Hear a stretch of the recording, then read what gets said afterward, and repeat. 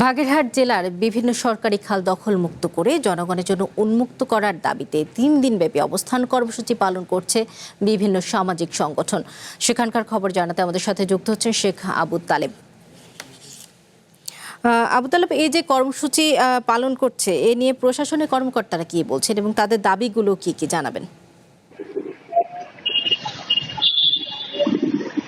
সদা, আপনাকে ধন্যবাদ জানাই। প্রথমে আপনার মাধ্যমে যতটুকু যদি একটু জানিয়ে রাখতে চাই, বাগেরহাটে কিন্তু সরকারি হিসাবে এখন পর্যন্ত 547টি খাল রয়েছে এবং আহ এর মাঝে প্রায় 2 শতাধিক খাল কিন্তু বিভিন্ন প্রভাবশালীদের দখলে রয়েছে। এই দখল থেকে মুক্ত করার জন্য কিন্তু এখানে বিভিন্ন স্বেচ্ছাসেবক সংগঠন এবং স্থানীয় জনগণরা কিন্তু আন্দোলন করছে। আপনারা দেখতে পাচ্ছেন, এই আন্দোলন করে কিন্তু এখন পর্যন্ত প্রশাসনিক যে কর্মকর্তারা রয়েছে তারা কিন্তু এখন পর্যন্ত কোনো ধরনের তাদের সাথে কথা বলেনি। তবে তারা দাবি করছে যে আগামীকাল যেহেতু এনাদের শেষ আন্দোলনের দিন, তারা কিন্তু বলছে যে আন্দোলন শেষে প্রধান যে প্রশাসক রয়েছে তার কাছে কিন্তু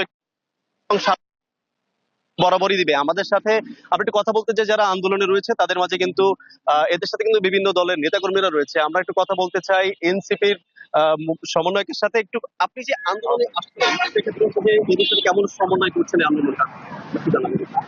এই আন্দোলন আসলে বাগেরহাটের মানুষের প্রাণের দাবি।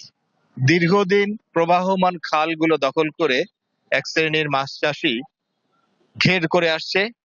তাতে পরিবেশের ভারসাম্য নষ্ট হচ্ছে, নদীর নাব্যতা নষ্ট হচ্ছে এবং বিভিন্ন লোকালয় এবং কৃষিক্ষেত্রে জলাবদ্ধতার সৃষ্টি হচ্ছে।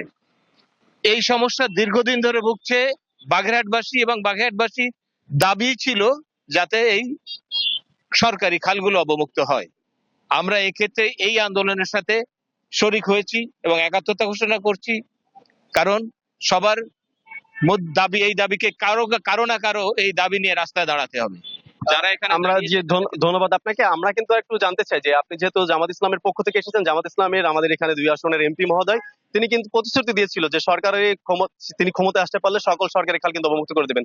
আপনাদের অগ্রগতিটা কতটুকু রয়েছে জানাবেন। ধন্যবাদ আপনাকে।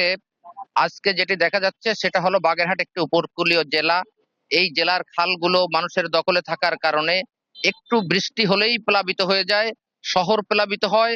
আজকে গ্রামের চেয়ে শহরের অবস্থা আরো বেশি খারাপ, সমস্ত রাস্তা পানির নিচে চলে যায়।